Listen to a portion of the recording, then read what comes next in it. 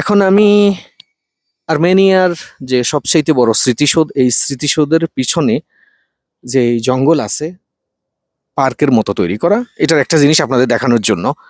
এখানে সাইন দিয়ে আছে, এখানে সাপ আছে বা জংলি কুকুর থাকতে পারে, সাপের সতর্কতার জন্য যারা মানে ঘুরতে আসে এই সাইনটা এখানে দিয়ে রাখছে তাদের নিজস্ব ভাষায়।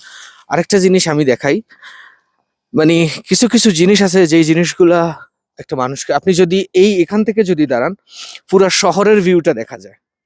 যদি আস্তে আস্তে নিচের দিকে যান একদম পুরা শহরের ভিউ।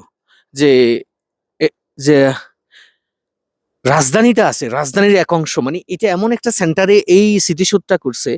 রাজধানীটা মানে চতুর্পাশ থেকে আপনি যেই পাশে দাঁড়াইবেন কোনো না কোনো বিল্ডিং, কোনো না কোনো অঞ্চল দেখা যায়। তো সবচেয়ে সুন্দর দৃশ্য হলো এখানে পাওয়া যায়।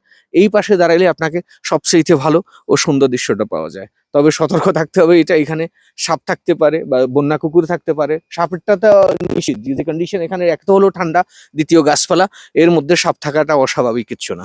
আমি মনে করি ইটস পসিবল।